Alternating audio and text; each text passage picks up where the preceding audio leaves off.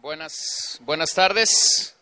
Nuevamente es un placer estar con usted y poder tomarnos este tiempo para comunicar lo que creemos es una necesidad en los primeros años cuando se inicia o se comienza con esta idea clara de educar en casa a nuestros hijos. Entonces, para esta hora quisiera hablarte de que la educación de nuestros hijos en el hogar no es algo que tiene que ver con opciones o preferencias, es algo que tiene que ver con convicciones. A lo largo de los años entendemos que hay maneras distintas en el que las personas inician a hacer educación en casa o homeschooling. Y tengo una tremenda lucha con esto y se las voy a decir por qué. Cuando nos referimos a homeschooling, mucha gente piensa que esto es simplemente un método, piensa que es simplemente traer la escuela a la casa y para muchos de allí no pasa, Cuando hablamos de lo que nosotros hemos entendido o reconocido en las Escrituras, de lo que Dios nos demanda, entonces hablamos de educar o de discipular a nuestros hijos. Esto es distinto. Quizás tú conoces familias que hacen homeschooling. Quizás tú conoces familias que hacen, como Mike estaba explicando hace un momento, unschooling, o otros que hacen flex schooling. Es decir, que ellos pegan un poco de todo, son flexibles en todo y hacen esto. Y como término los entendemos, como términos reconocemos que mucha gente nos identifica en este país como gente que hacemos homeschooling. Pero la realidad es que hacemos mucho más que eso. La realidad es que nuestra mentalidad es un poquito distinta o diferente a simplemente habernos traído la escuela a la casa. Entonces, con el paso de los años y con ir de una a otra conferencia en una u otra región del país, nos damos cuenta que las formas como las personas llegan a hacer esto son muy distintas. Algunos llegan a hacer esto por economía, porque les era más barato que enviar a sus hijos al sistema educativo. Algunos llegan a hacer esto por preferencia. Algunos llegan a hacer esto porque los horarios son más flexibles. Algunos llegan a hacer esto porque papá o mamá, quien labora o trabaja, cada rato está viajando y si tiene a sus hijos en este modelo, entonces puede llevarlos con ellos. Hay muchas formas como la gente llega a hacer esto. Y lo primero que tendría que decirte y animarte es a purificar las motivaciones por las que llegamos a hacer educación en el hogar. Es decir, no sé cuál sea tu manera como iniciaste o como te allegaste a hacer educación en casa, pero si realmente vas a querer tener resultados de parte del Señor para tu familia, si realmente vas a querer tener resultados bíblicos, vas a tener que usar principios bíblicos. Y cada vez que tú revisas cómo es que funciona esto en la Biblia, podemos reconocer algo. Podemos reconocer para tener resultados bíblicos necesitamos usar los principios bíblicos. No puedes tener resultados de parte del Señor en tu hogar si tú y yo no estamos utilizando los principios que las Escrituras nos dicen que tienen que llevarse a cabo en nuestras vidas. Hay mucha gente queriendo tener resultados de parte del Señor para su vida o para su familia. El problema es que no están obedeciendo los principios de Dios. Entonces, ¿qué es una convicción? A la luz de las Escrituras, una convicción es un principio bíblico que nos lleva a obedecer a Dios, cueste lo que cueste. Lo vuelvo a decir, una convicción es un principio bíblico que nos lleva a obedecer a Dios, cueste lo que cueste. Cuando revisas en la Biblia, no tengo el tiempo, pero simplemente te voy a dar la pauta. Cuando revisas en la Biblia cómo funcionaron estas convicciones en la vida de hombres, de mujeres que sirvieron a Dios y que el relato bíblico nos habla de ello, te vas a dar cuenta de esto. Allí estuvieron las convicciones. Daniel fue un hombre de convicción en Babilonia, Jeremías fue un hombre de convicción en Jerusalén en el tiempo cuando ellos fueron llevados cautivos a Judá, Juan el Bautista fue un hombre de convicciones, Jesús en su ministerio terrenal fue un hombre de convicciones, Pablo fue un hombre de convicciones. Cuando te das cuenta que ellos tuvieron resultados de parte de Dios para su vida, te das cuenta que el antecedente fueron sus convicciones. Convicción es diferente a preferencia. Algunos pudimos haber llegado a hacer educación en el hogar o hacer homeschooling por preferencia. Pero si tú no pasas de la preferencia a la convicción, simplemente puede ser una estadística más de gente que hace homeschooling. Es decir, lo que quiero decirte es, no esperes resultados de parte del Señor si tú no tienes una convicción sólida en el Señor de que esto es lo que Él demanda de nosotros. Cada vez que un hombre o una mujer tuvieron convicciones en la palabra de Dios, tuvieron momentos difíciles y se pararon en su convicción, costara lo que costara, y siempre que tenemos ese testimonio en las Escrituras, tenemos que esto pudo traer gloria al Señor en su momento debido. Ahora, porque fallamos en nuestras convicciones. Fallamos en nuestras convicciones porque vivimos en un mundo de preferencias y no de convicciones. Y quien se para en una convicción está continuamente remando contra la corriente. Estás remando contra la corriente, querido hermano, querido amigo, amiga. Estás remando contra la corriente al decir, he tomado a mis hijos y los tengo en casa y ahora los estoy educando aquí. Pero si no tienes una convicción, tarde que temprano esa corriente te va a llevar. En cambio, cuando tienes una convicción, aunque la corriente sea fuerte, te vas a quedar con esa convicción. Entonces, si mi convicción es de papel, es decir, es algo livianito, en algún momento, tristemente, hermanos, porque los conocemos, en algún momento vamos a desertar de esta tarea. Yo quisiera nunca haber conocido familias que iniciaron educación en el hogar con sus hijos y que en algún momento desertaron, pero las hay, y tenemos que hablar también de la parte que muchas veces no hablamos cuando estamos tratando de animarnos o de alentarnos los unos a los otros. Les dije en una de las sesiones de ayer que en la congregación donde el Señor nos ha permitido servir por una década, ahora tenemos alrededor de 15 familias que hacen educación en el hogar. Si tú me preguntas si todo es fácil y nunca estas familias tienen problemas, sería un mentiroso al decirte que esto es así. No, ellos tienen problemas. Nosotros mismos tenemos luchas como familias que educamos en el hogar, y lo que nos sostiene de pie día tras día son estas convicciones. Entonces, estas convicciones que surgen de las Escrituras, que vienen de la palabra de Dios, es lo que nos sostiene en medio de las batallas. No es una emoción.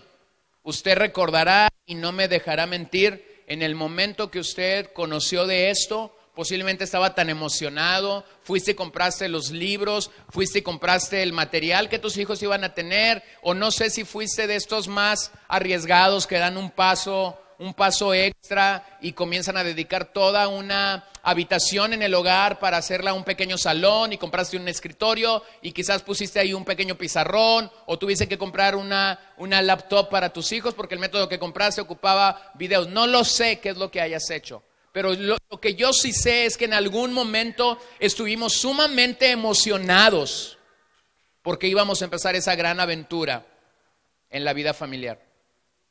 Hemos pasado por ahí y hemos visto pasar a muchas familias por ahí, y nos hemos dado cuenta que la emoción simple y sencillamente es algo efímero, es algo pasajero. Se va a ir. Se va a ir. Es algo similar como pasa en el matrimonio. Tengo una hermanita en la congregación que siempre después de que celebramos una ceremonia viene y me dice, no diga eso, pastor. Pues yo le digo a las parejas cuando se van a casar, eso que están sintiendo en el estómago, esas maripositas que están sintiendo, esas campanitas que están escuchando aquí mientras les estamos dando los votos, se van a ir y van a entrar a la realidad de la vida matrimonial, y lo que los va a sostener ahí es el pacto. Y tengo que decirte lo mismo. a ti, se va a ir la emoción. Vas a dejar de ver aquellos libros como algo emocionante, vas a dejar de ver aquello que en algún momento fue una ilusión para tu vida, y lo único que nos va a sostener, como es lo único que ha sostenido a cada hombre de las Escrituras, es la convicción. Ahora, cuando revisamos esto a lo largo de la historia de los últimos 100 años, solamente quiero revisar la historia de los 100 años, hay 4 modelos que a nivel escolar se ha usado, que a nivel educativo se ha usado. Primero tenemos el modelo humanista, que aún perdura en nuestros días. El modelo humanista está centrado en el hombre, tiene como centro al hombre, tiene como centro el yo. Y lo que el modelo humanista hace simple y sencillamente es gente jactanciosa, gente orgullosa, gente prepotente, gente que se cuelga títulos y que cree que su identidad se la da todo esto. Está centrado en el yo. Entonces aquí tenemos el primer modelo que ha estado circulando en los últimos 100 años de una manera voraz dentro del sistema educativo. El segundo modelo es el modelo comunista o socialista. Y este modelo lo único que te dice es: envía a tus hijos al sistema y en algún momento ellos se van a convertir en servidores del sistema. Entonces lo que este modelo provoca simple y sencillamente son siervos esclavos o esclavos de un sistema. El tercer modelo al que nos referimos es el capitalismo. Y de alguna manera el capitalismo ha permeado en la educación y ven al estudiante o ven a la persona que está adquiriendo conocimientos simple y sencillamente como una máquina para generar dinero. Y si alguien es sembrado en un lugar simple y sencillamente como una máquina para generar dinero, lo único que esa persona tratará de hacer una vez que egrese de este modelo educativo es hacerse rico. Entonces aquí están los que están centrados en el yo, los que están centrados en una servidumbre al sistema, están los que están centrados en su economía y que lo único que quieren ser una máquina para producir dinero. Y finalmente tenemos el modelo cristiano, que no es nuevo y sin embargo ha permanecido. Está edificado desde Deuteronomio 6. El corazón de oye Israel, es la educación de los hijos. Se nos dice cómo debemos hacerlo. ¿Cómo debemos hacerlo? Ahora aquí están estos 4 modelos en los últimos 100 años. Los más fuertes, los más poderosos, los más significativos. Tenemos otros modelos que más o menos buscan lo mismo, pero lo voy a resumir en estos 4. ¿Dónde encaja el tipo de educación que nosotros estamos haciendo? ¿Dónde encaja? ¿En el socialista? No. ¿En el capitalista? Tampoco. ¿En el humanista? Tampoco. O sea, tenemos que reconocer que lo que estamos entonces buscando es que nuestros hijos verdaderamente amen al Señor. Alguien un día en una de esas conferencias me dijo: lo que usted quiere es fanáticos religiosos. No buscamos que nuestros hijos sean fanáticos religiosos. No buscamos que nuestros hijos sean súper espirituales. Buscamos que nuestros hijos, en el lugar y en la posición en la que estén, puedan glorificar el nombre de Dios. Así sea un médico, así sea una enfermera, así sea un abogado el día de mañana, así sea un carpintero, así sea un mecánico automotriz, así sea un vendedor, así sea el dueño de su propio negocio, o así esté sirviendo al Señor en algún ministerio en particular. Buscamos que ellos simple y sencillamente glorifiquen a Dios, porque este es el fin de todos nosotros como hombres redimidos y como mujeres redimidas, que sirvamos al Señor de una u otra manera, pero que sirvamos al Señor. Eso es lo que buscamos. Entonces te animo y te aliento en esta sesión. Si has llegado a hacer esto y tu motivación no fue la correcta al principio, y después de estar en una reunión como esta y escuchar una y otra vez, alcemos las Escrituras, levantemos las Escrituras, usemos las Escrituras para el beneficio de nuestros hijos, te animo a que purifiques tus motivaciones. Todos hemos pasado ya por ahí. Todos en algún momento iniciamos con una idea equivocada y después nos dimos cuenta de una realidad. Sin Cristo, Sin Cristo, esto es imposible. Voy a decir algo que digo normalmente en cada reunión en la que estoy, y para eso le tengo que dar mi contexto, y discúlpeme que voy a tomar unos minutos para esto. Yo nací en un hogar cristiano, como lo dije ayer. Mi padre ha sido pastor desde que yo recuerde, así que yo crecí en la cultura eclesial. Yo sabía, mientras yo era un niño, yo sabía el sabor de chicle favorito de los congregantes, porque la manera de distraerme mientras mi papá predicaba era quitar todos los chicles de las bancas, y ahí sabía si eran motita, etcétera, etcétera, etcétera, y rifaba el chicle de plátano en aquellas épocas. Eran puros chicles amarillos. He estado en esto toda mi vida prácticamente. Después comencé a servir al Señor a muy temprana edad, empecé a predicar a los 15 años de edad, empecé a estar compartiendo en diferentes lugares, y en algún momento el Señor tuvo misericordia de mí y fui y paré a Saltillo, Coahuila, hace una década, hace 10 años. Entré a un auditorio más grande que este y encontré aquel auditorio repleto de familias que educaban en el hogar. Y recuerdo haber tomado el teléfono esa tarde, hablarle a mi papá y decirle lo siguiente: acabo de conocer un océano donde tú no me enseñaste a nadar. Y tuve allí mi segunda conversión. Entender el desafío de pastorear el corazón de mis hijos y de pastorear a mi familia de una manera real.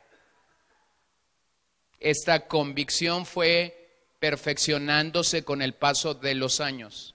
Y aquí está lo que te quería decir. Yo soy un mejor cristiano desde que educo en el hogar de lo que era antes. Yo soy un mejor padre de lo que hubiese podido ser si yo no haría esto. Yo soy un mejor esposo. Bueno, y quizás eso se lo tendrían que preguntar a mi esposa. Pero yo soy un mejor esposo. Lo otro es, yo he entendido el ministerio al que fui llamado para pastorear la grey del Señor de una manera mucho más real, porque hago lo que hago en mi casa que si no lo hiciera. Entonces te quiero animar a purificar tus motivaciones. Como bien dice el hermano Josué Cuevas, y no lo ha dicho en esta conferencia, pero lo voy a decir aquí: la educación de nuestros hijos o la escuela en casa, les tengo una buena noticia, no es para toda la vida. Para algunos de nosotros será 10 años, para algunos quizás será 15, para otros será 18, no lo sé. El tiempo en que tus hijos estén ahí, aprovéchalo, aprovéchalo. Si Salmo 127 no miente y dice que herencia de Jehová son los hijos, entonces aprovecha esta bendición que el Señor está dando a tu vida en estos momentos, en estos momentos. Hay un engaño de la educación en nuestros días, hay un engaño del secularismo en nuestros días, y es la idea de que la educación es neutral. Cuando nosotros hablamos de lo que hacemos, hay educadores que nos dicen, no hay ningún problema si tus hijos van al sistema escolar porque la educación es neutral. Esto no es cierto, la educación no es neutral. La educación tiene una carga de filosofías, la educación tiene una carga de muchas cosas alrededor de nuestras vidas. Yo conocí cosas a los 14 años mientras un maestro me explicaba biología que mis padres jamás nunca me habían enseñado, y lamentablemente conocí perversidades. Eso no es ser neutral. Eso es no ser neutral. El hombre que me enseñó a leer cuando yo fui a primaria, el primer grado, mi acercamiento a la escuela, era un homosexual. Eso no es ser neutral. Eso no es ser neutral. Si tú todavía tienes la idea de que la educación es neutral, hazte un favor, sácate esta idea de la cabeza. La educación no es neutral. La educación tiene un poder de influencia sobre la vida de los oyentes. Es similar, hermanos, a lo que sucede con la predicación. Cuando yo estoy en una reunión como esta y estoy expuesto a escuchar varios predicadores, cuando un hombre de Dios sube y proclama las Escrituras, nosotros estamos bajo esa autoridad, porque estamos escuchándolo, estamos recibiendo de parte de. Y lo mismo sucede en un aula. Y si esa persona a la que nosotros estamos confiando a nuestros hijos no solamente está ahí para dar una materia neutral, como ellos dicen, sino está allí para dar su ideología, su basura. Hermanos, ¿qué podemos esperar de una persona que no teme al Señor? ¿Qué podemos esperar? Nada. No podemos esperar nada. No tiene temor del Señor, no ama al Señor, no honra las Escrituras. Como Lutero dijo en los días de la Reforma, yo recomiendo, le decía a los padres, que ustedes no manden a sus hijos a un lugar donde las Sagradas Escrituras no reinan. Y esa es una realidad para nosotros. Entonces, vamos a necesitar convicciones. Y me gustaría pasar a revisar esta situación en la vida del apóstol Pablo. Acompáñeme a 2 Corintios 4, por favor. Abra su Biblia allá, a 2 Corintios 4. Como bien ustedes saben, el apóstol Pablo fue un hombre que Dios usó maravillosamente en la historia relatada en el Nuevo Testamento. Quizás el segundo héroe que tenemos en las Escrituras, después de Jesús, claro está, después de Jesús y de su ministerio glorioso, el apóstol Pablo es un personaje importantísimo en el Nuevo Testamento. Y usted recordará que cuando Pablo escribe esta segunda carta a los Corintios, ha pasado por días y momentos difíciles, ha pasado por momentos de sufrimiento, ha llorado, ha sufrido por esta iglesia de Corinto, había vivido ahí 18 meses, había fundado esta iglesia, y con el paso de los años la iglesia de Corinto comenzó a sentir cierto desprecio por él. No tengo la oportunidad para detenerme en todo eso, pero quisiera revisar en 2 Corintios 4 algunas cosas importantes. Versículo 1, por lo cual teniendo nosotros este ministerio, según la misericordia que hemos recibido, no desmayamos. Diga conmigo, no desmayamos. No desmayamos. Verso 16, Pablo lo vuelve a decir, miren ahí, lo vuelve a repetir. Por tanto, no desmayamos. Antes, aunque nuestro hombre exterior se va desgastando, el interior no obstante se renueva de día en día. Hermanos, nosotros tenemos que entender que cuando tenemos una convicción no desmayamos. No desmayamos. El hermano Josué hace unos minutos decía algo que a mí me parece que yo he sido muy bendecido por parte de Dios también a través de la vida de Mike Richardson. Y es la idea de que quienes le conocemos y de alguna manera sabemos de su enfermedad, lo hemos visto predicar con dolor, lo hemos visto predicar con mucho sufrimiento. Recuerdo hace un par de años cuando estaba compartiendo en nuestra primera conferencia en Los Mochis, la persona que nos hizo el favor de hospedarlo en su casa, al final de la conferencia me decía, hermano, teníamos que llegar al hospital antes de llegar a la iglesia para que él fuese inyectado y poder soportar sus dolores en su cuerpo. Yo dije, wow. Ahora está esta idea de Pablo, no desmayamos. Hermanos, si algo, y qué bueno que hay muchas parejas, porque esto es necesario que lo entendamos como parejas. Si algo vamos a tener que reconocer en este proceso de la educación de nuestros hijos, es que va a haber momentos difíciles en el que el esposo le va a tener que recordar a la esposa, no desmayemos. Y a lo mejor va a haber momentos difíciles en el que la esposa le va a tener que recordar a su esposo, no desmayemos, no desmayemos, no desmayemos. ¿Estás solo o sola en esto? No desmayes, no desmayes. Cuando nosotros usamos las convicciones que Dios nos ha dado de parte de Dios y no desmayamos, hermanos, en algún momento va a haber fruto. Y yo creo, y mi confianza en las Escrituras es real en este sentido, cuando nosotros usamos los principios de Dios, nosotros vamos a tener los resultados de Dios en su tiempo. Por ejemplo, te doy un ejemplo. Para nosotros es una convicción bíblica, posiblemente para ti no lo es, y no voy a entrar en ese debate o en ese dilema. Para nosotros es una convicción bíblica como familia no endeudarnos económicamente. Entonces hace unos años el Señor nos bendijo con una casa. Nosotros estábamos orando y en esos días mi suegro habló con mi esposa, su hija, y entonces la heredaron en vida. y nosotros tuvimos la oportunidad de adquirir una casa al contado sin endeudarnos. Con el paso de los años el Señor nos bendijo y tuvimos la oportunidad de ampliar esta casa en una pequeña proporción. Estábamos construyendo algunas cosas y llegó el momento en el que el dinero que nosotros estábamos, si alguna vez has construido, esto es real, empiezas con un presupuesto y terminas con uno mucho más arriba. Y eso nos pasó a nosotros. Y llegamos al momento final de los detalles finales, el piso. Llegamos a ese punto sin dinero. Y cuando llegamos a ese punto sin dinero, vinieron muchísimas oportunidades para endeudarnos. Venía gente y nos ofrecía su tarjeta de crédito en cierta tienda que vende este tipo de materiales. Y él decía, no, fírmenlos a 1 año, a 18 meses. Y era tan... decíamos, bueno, ya honramos al Señor todos estos meses, ya pusimos todo esto, ya está todo esto. Pues a lo mejor, ¿verdad? En ese proceso, hermanos, que estábamos haciendo esto, el Señor nos bendijo con un carro. Alguien me regaló un carro y yo tenía un carro. Entonces yo dije, bueno, vendo el carro que tengo y con eso puedo ayudar a la construcción. Solo que pasaron 6 meses y yo no podía vender mi carro. Entonces estuvimos así, hermanos, así, de ceder a la tentación y de endeudarnos. Y recuerdo una noche, mi esposa y yo platicamos, dijimos, bueno, vamos a decirle a esta persona que sí. Pero mientras estábamos en la noche, ambos fuimos redarguidos por el Señor.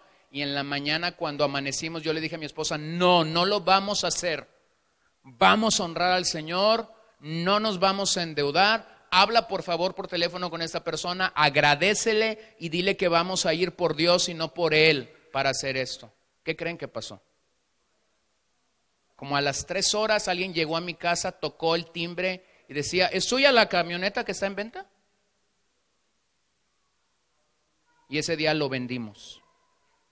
6 meses queriendo vender, andando en ella por toda la ciudad, llevándola a puntos donde había muchos carros de venta y no se vendía, y no se vendía, y no se vendía. Y resulta que allá afuera de la casa, la camioneta fue comprada ese mismo día. Y entonces fuimos y compramos lo que hacía falta con dinero en efectivo. ¿Y qué crees? Alcanzó también para pagar la mano de obra para que nos pusieran el piso que hacía falta en esa proporción de la casa, sin endeudarnos. No desmayes.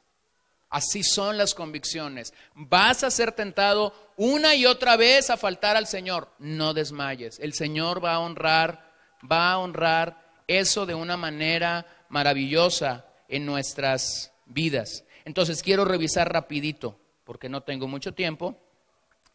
Alrededor de ese pasaje hay 8 convicciones de Pablo. Fueron convicciones para su ministerio, pero que bien nos ayuda a nosotros para afirmarnos en lo que estamos haciendo. Estas 8 convicciones, Pablo las afirma a lo largo de todo su testimonio en el Nuevo Testamento. Entonces, primera convicción, la superioridad del nuevo pacto. La superioridad del nuevo pacto. Pablo una y otra vez reconoció a lo largo de su ministerio que estaba bajo el nuevo pacto. Segunda de Corintios 3, versos 6 al 7 nos habla de esto.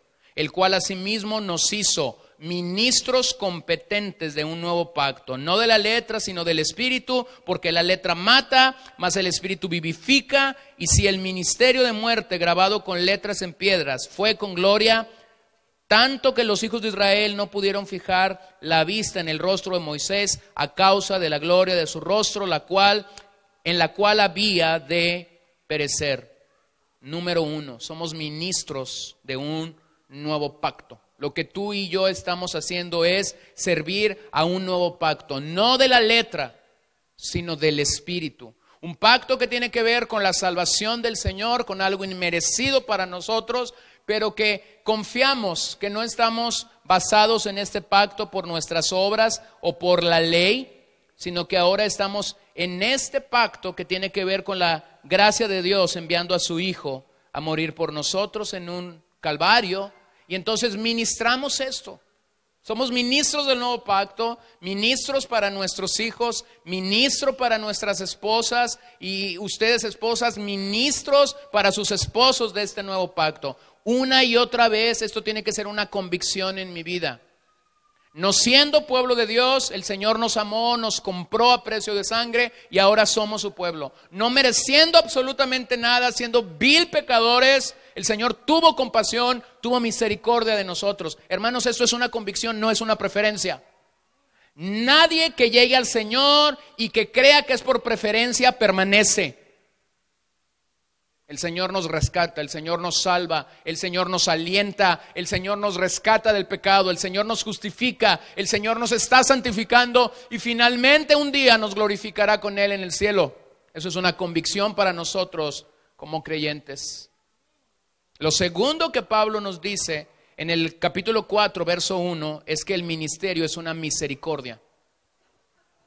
El ministerio es una misericordia. Lo leímos, lo vuelvo a citar. Por lo cual, teniendo nosotros este ministerio, según la misericordia que hemos recibido. Según la misericordia que hemos recibido. Usted ha leído quizás muchas veces, es un pasaje muy conocido de Lamentaciones 3, en el puro centro del libro de Lamentaciones, cuando Jeremías está viendo la ciudad de Jerusalén destruida.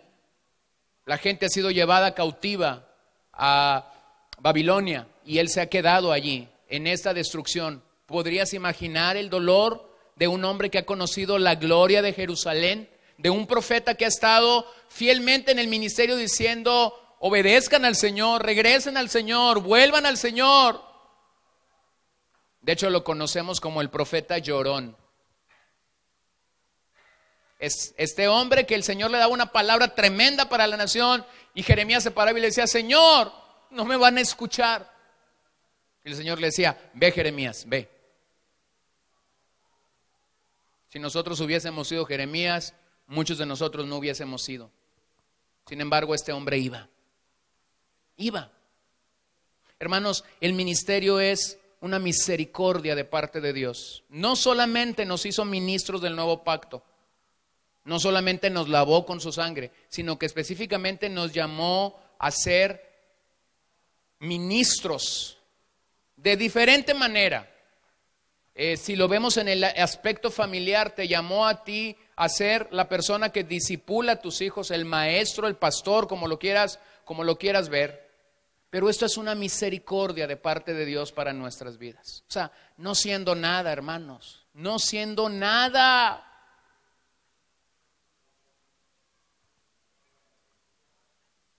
¿No les parece algo sorprendente de parte de Dios? Su misericordia en nuestras vidas, permitiendo hacer algo en el proceso de que otros puedan llegar al Señor, de que otros puedan ser salvos. Hermanos, todas las personas que han estado compartiendo aquí, yo mismo estamos de pie por misericordia. No tenemos nada absolutamente de qué jactarnos. Como se los dije ayer por la tarde, no tengo mayor autoridad que citar las Escrituras. Estamos de pie por misericordia y tienes que entender, educamos a nuestros hijos por misericordia. Cuando nosotros nos levantamos cada mañana, al igual que Jeremías, podemos decir, Señor, nuevas son tus misericordias esta mañana. Grande es tu fidelidad, oh Dios Altísimo. Hermanos, continuamente tenemos que recordarnos que esto es una misericordia de parte de Dios para nuestras vidas. Hace 2 o 3 domingos estaba presentando a un pequeñito en mis manos. Tuve un momento tan maravilloso de ver la misericordia de Dios cuando estaba presentando a este pequeñito. Volteé a ver a esta pareja recién casados de no hace muchos tiempo atrás. Y cuando volteé a ver a esta pareja, primero vi al hombre y recordé que lo conocí cuando su padre lo trajo a la congregación como a los 4 años. Después volteé y vi a ella y recordé cuando la bauticé cuando tenía como unos 13 años. Y después recordé cuando los casé y ahora traían a su pequeño para ser presentado. Y yo estaba viendo este cuadro y yo digo, pura misericordia de Dios. ¿Se da cuenta? Por misericordia este pequeño de 4 años llegó y ha permanecido por más de 20 años en el Señor. Por misericordia se pudo casar. Por misericordia esta chica pudo ser salva, por misericordia pudieron entrar en el pacto matrimonial, por misericordia ahora tienen un pequeño. Servir al Señor es una misericordia. De tal manera que el que busca siempre el estrellato en esto, lo digo así, simple y sencillamente se va a pegar una buena estrellada. Servir al Señor y el ministerio no es para que nosotros brillemos. Creo que Malaquías es tan claro cuando dice: mas a vosotros los que teméis a Jehová saldrá el sol de justicia. Y mi hermano, yo estoy agradecido de que esta sea una de las imágenes más claras para mí del Señor. Él es el sol de justicia, y donde el sol de justicia brilla no hay estrellas. No hay estrellas, somos siervos. Y si quieres un calificativo para nuestro servicio, inútiles. Eso somos. Por misericordia servimos al Señor. Número 3, en el versículo 2, Pablo dice: antes bien renunciamos a lo oculto y vergonzoso, no andamos con astucia. No andamos con astucia. La tercera convicción de Pablo es un corazón puro. Un corazón puro. Nosotros necesitamos mantener un corazón puro. Hablaba de esto al principio. Nuestras motivaciones tienen que ser claras cuando estamos buscando pastorear el corazón de nuestros hijos, cuando estamos buscando sembrar en ellos la palabra del Señor. Necesitamos tener un corazón puro. Nuestro corazón es engañoso. Nuestro corazón, si lo dejamos que dictamine el rumbo de nuestras vidas, nos va a llevar como un velero es llevado por el agua, sin rumbo, sin dirección, de un lado para otro. Y por esa razón Pablo dice: antes bien renunciamos a lo que es oculto y vergonzoso. ¿Dónde es que hay que hacer eso? En nuestro corazón. Hay pecados no confesados, hay cosas ocultas, que yo no estoy diciendo que usted vaya y la publique por todos lados. Pero en alguna forma nosotros tenemos que mantener nuestro corazón puro, tal y como Pablo nos anima a hacerlo en este pasaje. La segunda parte del versículo 4, para llegar a nuestra cuarta convicción. Dice: ni adulterando la palabra de Cristo, sino por la manifestación de la verdad, recomendándonos a toda conciencia humana delante de Dios. Nosotros necesitamos esta cuarta convicción, que tiene que ver con la proclamación de la palabra con precisión. Necesitamos estar convencidos de que en la tarea que tenemos que predicar, tenemos que anunciar, tenemos que proclamar la palabra de Dios con precisión. Es decir, di lo que la Biblia dice. No seas como muchos de nuestros días que al pecado lo llama error. No, la Biblia no llama al pecado error, lo llama pecado. No seas como muchos en nuestros días que por no querer ofender el corazón de otras personas omiten ciertos pasajes de las Escrituras, omiten ciertas proporciones de las Escrituras. No, Pablo nos anima aquí a que anunciemos la palabra de Dios. Y lógicamente el debate mayormente en este versículo, el debate de Pablo era porque a los corintios habían llegado hombres que eran considerados o eran llamados como superapóstoles. Los corintios habían despreciado a Pablo porque decían: no, Pablo es pobre, Pablo no tiene casa, Pablo no tiene esto y esto sí. Y sin embargo Pablo dice: no, escúchenme bien y vean lo que dice en la segunda carta en el 2:17.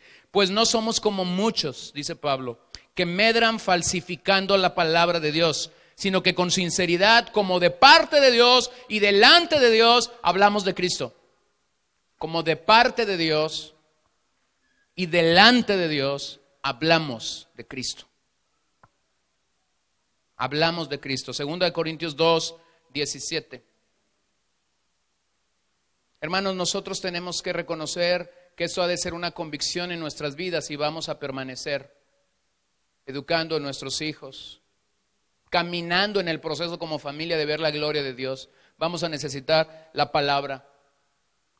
No menosprecio los métodos, no menosprecio los sistemas que usted puede usar. Pero vuelvo a decir, si usted tan solo toma sistemas y se olvida de la palabra, usted no puede esperar resultados de parte de Dios. No puedes esperar resultados de parte de Dios. Necesitas la palabra. Cuando amas la verdad, cuando amas la palabra, a pesar de lo que la gente diga, tú vas a permanecer firme. vas a permanecer firme. Se lo digo a mi congregación, seguidamente se lo digo a mi congregación. Puedes venir o puedes no venir el día domingo. La realidad es que cuando yo subo al púlpito tengo este pasaje de Pablo marcado en mi corazón, marcado en mi espíritu. El mensaje que yo proclamo es delante de Dios, como de parte de Dios y delante de Dios. Es decir, quien está sentado en la primera fila para escuchar lo que yo voy a decir a esa grey cada domingo es Dios mismo. Yo no predico a la congregación con la idea de que estoy hablando a la congregación. La predicación de la palabra es una forma excelsa de adorar al Señor. Entonces no sé quién venga a la congregación, mi mensaje o quién deje de venir. Mi mensaje tiene que ser como si el mismo Dios de las Escrituras estuviese delante de mí y fuese el testigo o el personaje principal que está escuchando mi mensaje. Esta es la realidad para cada uno de nosotros cuando pensamos en la educación de nuestros hijos. Dios mismo nos está viendo. Y si tú y yo usamos principios del Señor para hacer esto, tendremos los resultados de Dios. Número 5, Pablo lo dice aquí claramente, los resultados son de Dios. Número 5, es la quinta convicción, los resultados son de Dios. Pero si nuestro evangelio en el verso 3 está encubierto, en los que se pierden está encubierto, en los cuales el Dios de este siglo cegó el entendimiento de los incrédulos para que no les resplandezca la luz del evangelio de la gloria de Cristo, el cual es la imagen de Dios. Porque no nos predicamos a nosotros mismos, sino a Jesucristo como Señor y a nosotros como vuestros siervos por amor de Jesús. Porque Dios que mandó que de las tinieblas resplandeciese la luz, es el que resplandeció en nuestros corazones para iluminación del conocimiento de la gloria de Dios en la faz de Jesucristo. Hermano, querido hermano, los resultados son de Dios. Él es el que los va a producir. Esta tiene que ser una convicción en nuestro corazón. Los resultados son de Él. Los resultados son de Él. Nosotros necesitamos hacer nuestra tarea, necesitamos tener esta encomienda de parte de Él para nuestros hijos y para amarlos y para enseñarles la palabra y para ir con ellos caminando, pero finalmente el resultado es del Señor. Y tenemos que confiar en el poder y en la soberanía de Dios sobre la vida de nuestros hijos. Número 6, corramos en las últimas 3. Verso 7. Pero tenemos este tesoro en vasos de barro para que la excelencia del poder sea de Dios y no de nosotros. Esto tiene que ser nuestra sexta convicción, la seguridad de nuestra insignificancia. Somos insignificantes, hermanos. De acuerdo a lo que Pablo dijo aquí, ¿somos qué? ¿Vasos de qué? De barro. No dijo vasos de oro, no dijo vasos de plata, no dijo vasos de cobre, dijo vasos de barro. Un vaso de barro es fácilmente rompible, fácilmente reemplazable y económico. Somos insignificantes. Somos insignificantes. No creas ser algo que no eres. Cuidado cuando pasan los años. Cuidado cuando pasan los años y el resultado que tú estás teniendo aparentemente se ve muy bien, porque entonces la gente te va a tomar como un modelo y va a decir, son los hijos de fulanito de tal, o es el matrimonio, es la esposa, es el esposo de, y la gente te comienza a ver, y pudiste haber comenzado en el fundamento creyendo que eras un vaso de barro, pero cuando eso comienza a suceder, crees que eres un vaso de oro. No, mi hermano, somos vaso de barro. Rompibles, reemplazables y económicos. Somos insignificantes delante del Señor. No importa cuántos años pases haciendo esto, necesitarás nueva gracia cada mañana, necesitarás nueva misericordia cada mañana. Séptima convicción, versos 8 al 12. El beneficio del sufrimiento. Nosotros tenemos que reconocer como educadores que el sufrimiento no es un enemigo para nosotros como creyentes, es un aliado. Solo que la mayoría de nosotros no entendemos esto. La mayoría de nosotros vemos al sufrimiento como un enemigo. La mayoría de nosotros vemos al sufrimiento como algo que tenemos que reprender. No lo vemos como un aliado. He conocido a mucha gente sufrir. Y he conocido a mucha gente que huye al sufrimiento. Y si algo nos santifica, sí, sé que es el Espíritu Santo, pero si algo tiene un poder santificador en nuestras vidas, se llama sufrimiento. Se llama sufrimiento. Pablo dice en los versos 8 al 12 que estamos atribulados en todo, mas no angustiados, en apuros, mas no desesperados, perseguidos, mas no desamparados, derribados, pero no destruidos, llevando en el cuerpo siempre por todas partes la muerte de Jesús, para que también la vida de Jesús se manifieste en nuestros cuerpos, porque nosotros que vivimos siempre estamos entregados a muerte por causa de Jesús, para que también la vida de Jesús se manifieste en nuestra carne mortal, de manera que la muerte actúe en nosotros y vosotros en la vida. Les dije hace unos minutos de cómo nací en la iglesia, y en los últimos años he tenido por un lado el gozo y por otro lado la tristeza de ver a muchos de mis hermanos al cielo. He estado en una sola congregación los últimos 33 años de vida. De esos 33 últimos años de vida, he pasado una década pastoreando esta congregación. O sea, quiero que me entiendas. Esta gente a la que he estado despidiendo al cielo me vio crecer. Llegué a esta congregación cuando era un niño de 6 años y ahora estoy por cumplir 40 este año. Conocí a hombres que estaban entre los 35 y los 40 cuando esa congregación llegó y que ahora están rondando los 70 y un poco más. Y en los últimos años he estado con ellos en sus momentos finales para irlos ver a su verdadero hogar. He estado con ellos a través de su enfermedad, he estado con ellos en el hospital, estuve con una mujer en su primer quimioterapia, ahí en el hospital, y finalmente pasé todo un día con ella, cantando himnos y leyendo la Biblia, mientras ella era llamada a la presencia de Dios. Mi querido hermano, el sufrimiento tiene un beneficio maravilloso para nosotros los creyentes. Pero estamos en una era donde esto no es predicado. Es mucho más fácil reprender al sufrimiento que aceptarlo como un aliado. Me impresiona de la biografía del doctor Martin Lloyd-Jones cuando estaba enfermo después de haber pastoreado esta capilla en Londres, por lo cual él era reconocido.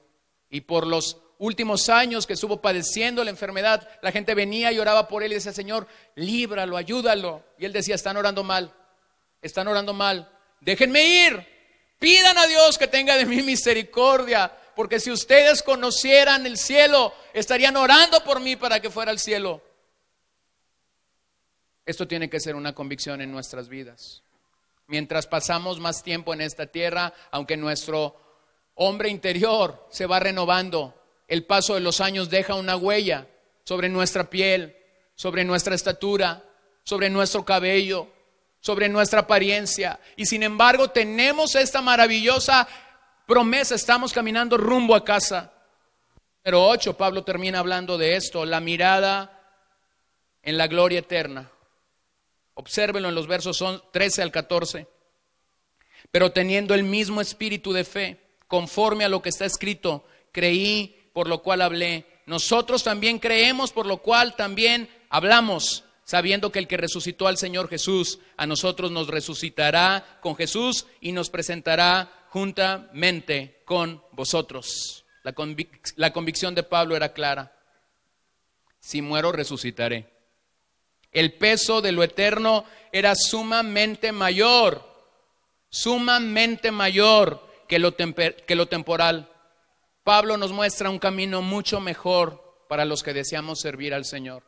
Querido amigo, querido hermano, si vamos a educar en el hogar a nuestros hijos para que ellos puedan servir al Señor, vamos a necesitar algunas de estas convicciones que Pablo tuvo. Hay otras muchas convicciones bíblicas que vamos a necesitar, sí, pero aquí tienes un modelo de un hombre que sirvió al Señor con pasión, con amor, con una gran carga, y que permaneció a través de las luchas y de los sufrimientos, porque basó su vida en convicciones, no en emociones. Vamos a enfrentar momentos duros, sí. Vamos a enfrentar momentos gozosos, sí. Vamos a enfrentar momentos adversos, sí. Pero tenemos esta maravillosa promesa de parte del Señor. Hermanos, si tomamos sus principios, tendremos los resultados y Él estará con nosotros cada día. Esta es su promesa, estaré con ustedes todos los días hasta el fin. Y nosotros entonces nos paramos mañana tras mañana entendiendo la misericordia de Dios para nuestras vidas, confiando en su obra sobre nuestras vidas y simple y sencillamente levantamos las Escrituras, caminamos con las Escrituras, las repetimos mientras caminamos, las llevamos adelante cuando estamos para ir a la cama, las llevamos adelante por temprano en la mañana con nuestros hijos, nos empapamos de ella y entonces confiamos en que los resultados serán de parte del Señor para nuestras vidas. Señor, te damos gracias. Ayuda a esta gente que está reunida aquí a pasar de simplemente emoción de poder obedecer tu voz para tener convicciones firmes que les ayude el resto de su vida, que tú les permitas educar a sus hijos en el hogar. Pedimos esto con todo nuestro corazón y te damos gracias porque tú eres bueno y porque tú eres maravilloso. En Cristo Jesús oramos. Amén.